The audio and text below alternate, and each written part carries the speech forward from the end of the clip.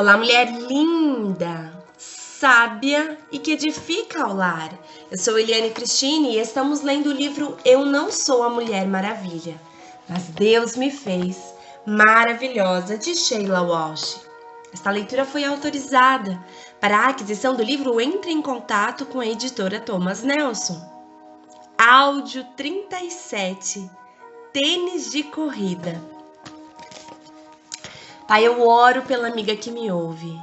Eu peço que nos ajude a entender que nosso corpo é templo do Teu Espírito. Portanto, é necessário cuidar dele através de atividades físicas e boa alimentação. Eu oro em nome de Jesus para que vivamos essa metanoia. Capítulo 19, áudio 37, tênis de corrida. Vou honrar meu corpo. Portanto, eu lhes digo, não se preocupem com sua própria vida, quanto ao que comer ou beber, nem com seu próprio corpo, quanto ao que vestir. Não é a vida mais importante que a comida e o corpo mais importante que a roupa? Observem as aves do céu, não semeiam, nem colhem, nem armazenam em celeiros. Contudo, o Pai Celestial as alimenta. Não têm vocês muito mais valor do que elas? Quem de vocês, por mais que se preocupe, pode acrescentar uma hora que seja a sua vida? Mateus capítulo 6, do versos 25 ao 27. Sou, na verdade, tamanho 40. Só mantenho o corpo coberto de gordura para que não sofra nenhum arranhão. Bárbara Johnson. Quando Jesus se sentou e começou a ensinar, a multidão era grande. Ele tinha viajado por toda a Síria e quando ia de cidade em cidade ensinando e curando as pessoas, muitos deixaram suas casas para segui-lo. Eles nunca tinham visto nada parecido antes. Experimentaram novas emoções enquanto ouviam esse homem falar e o assistiam gentilmente interagir com aqueles que estavam machucados e quebrados pela vida. Era como se o céu tivesse beijado a terra e por um instante as pessoas que não se falavam havia um tempo olharam uma para a outra e sorriram. Havia graça onde não havia nada antes. Quando Jesus se sentou, eles correram para pegar um bom assento, sabendo que sempre que um rabino se sentava era para ensinar.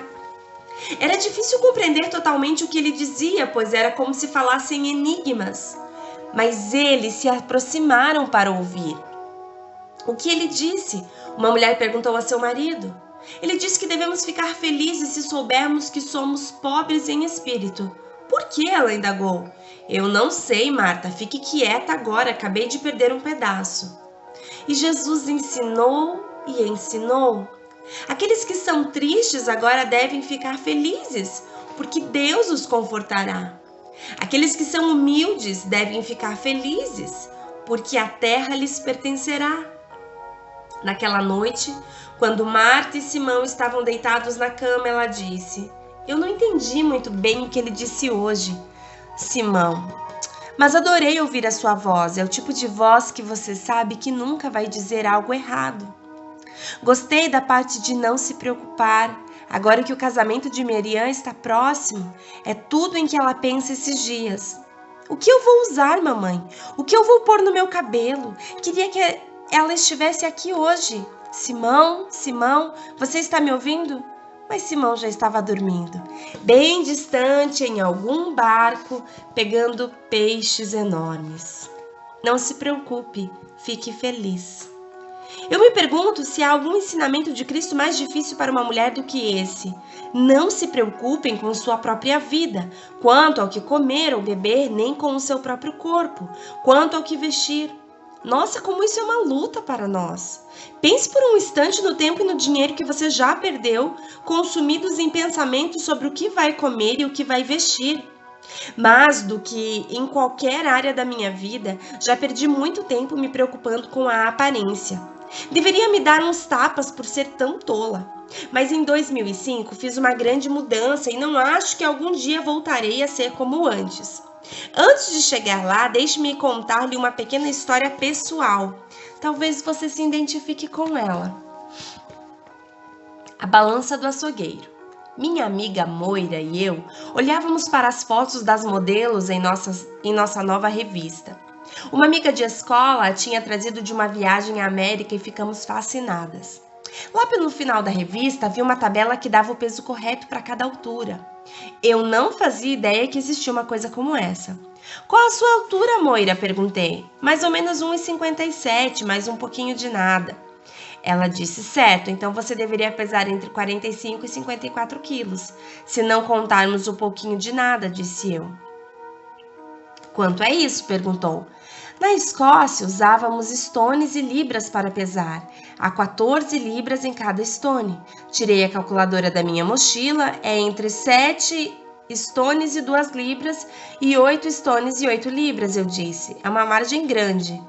Qual é a sua altura? Moira perguntou. Tenho 1,62. Quanto era para eu pesar?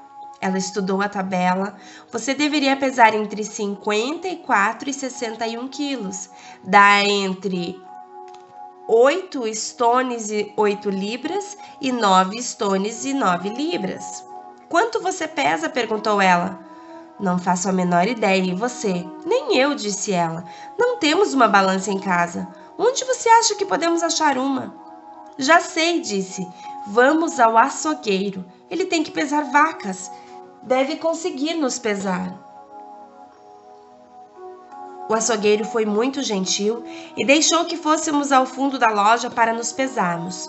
Moira descobriu que estava exatamente onde deveria estar, com 49 quilos. Eu, por outro lado, pesava 64 quilos. Caramba, disse, sou a metade de uma vaca. E assim começa. Não sei se você se lembra da primeira vez que percebeu que estava acima do seu peso ideal. Sei que algumas nunca terão tido problema de peso ou podem até ter lutado contra a magreza. Mas para a maioria das mulheres em nossa cultura, o peso é um grande problema sem trocadilho. Quando saí do açougue aquele dia, passei a me ver de forma diferente. Eu me via como uma garota gorda, mesmo que no dia anterior estivesse pesando a mesma coisa e me sentisse perfeitamente bem comigo mesma. Perguntei à minha mãe no jantar por que ela nunca tinha dito que eu era gorda. Ela respondeu que eu não era gorda, só estava crescendo. Sim, mas em que direção? Eu queria saber. Sem limites para limites. Na Escócia daquele tempo, se você quisesse perder peso rapidamente, nossas farmácias tinham uma marca de substitutos de refeições chamados limites. Eles eram grandes biscoitos horrorosos que tinham o mesmo gosto de porta-copos de cortiça. Comprei alguns e no dia seguinte eles foram meu almoço e jantar. Ao final de uma semana, tinha perdido 1,5 kg e estava ficando muito amiga do açougueiro. Continuei por mais uma semana até perder pouco mais de 2 quilos. A essas alturas, sentia como se tivesse consumido fibras suficientes para afundar um navio. Então desisti da minha primeira dieta. Mal sabia eu quantas vezes reviveria essa experiência.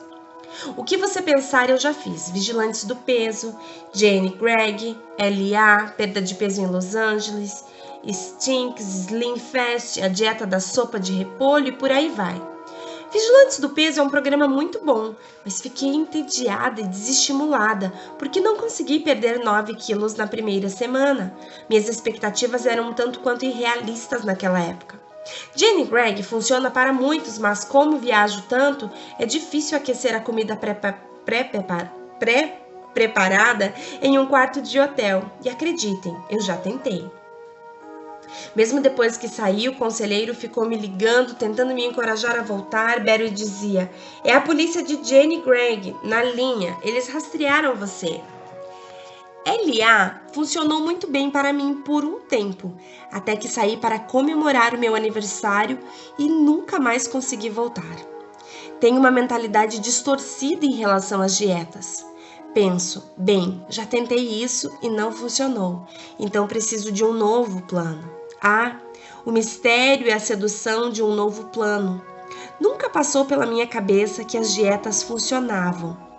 Eu é que não funcionava. Uau! Glória a Deus!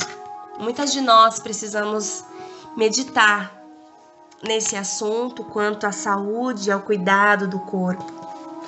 Algumas porque são magras em excesso, outras porque estão bastante acima do peso.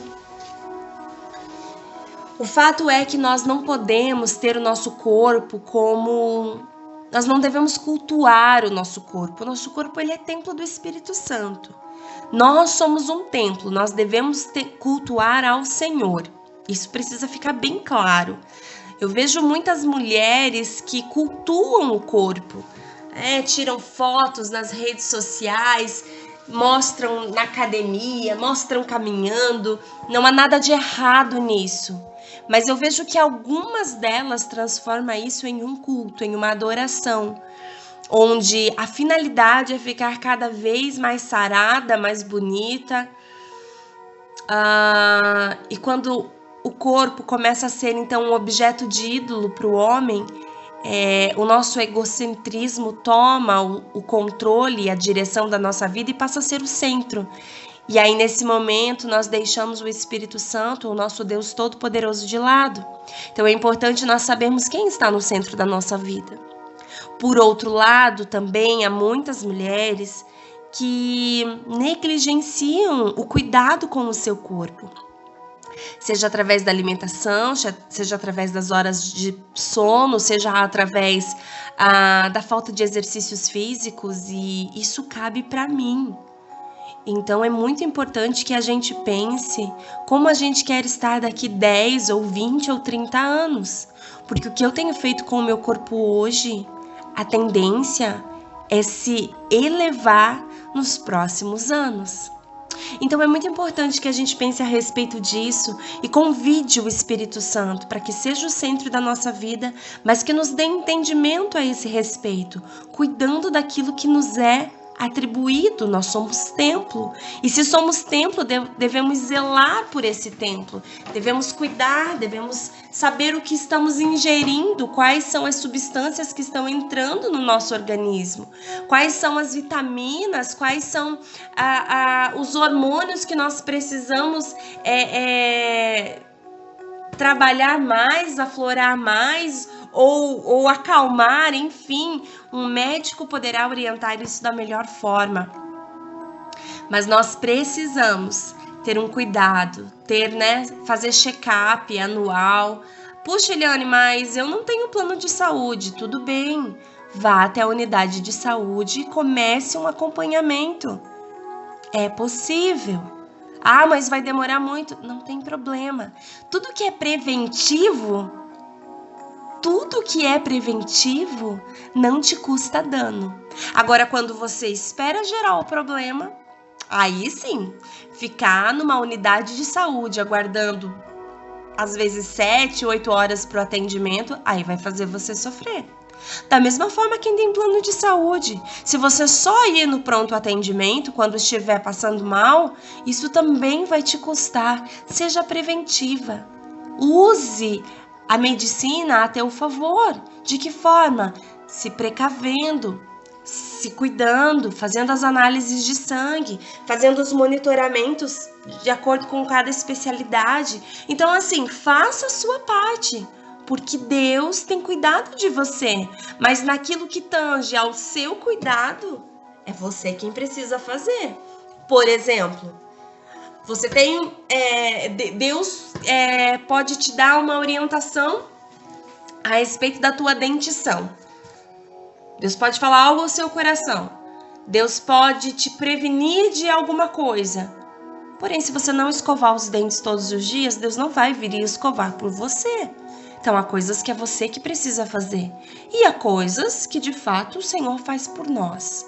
Então, pense a respeito disso. Eu também vou pensar aqui e vou colocar em prática algumas coisas a partir do princípio desse capítulo a respeito da minha vida. E eu te encorajo a fazer o mesmo. Então, analise, coloque em prática e coloque também em oração. Oração mais atitude, isso sim é direção de Deus. Um grande beijo e até o nosso próximo áudio.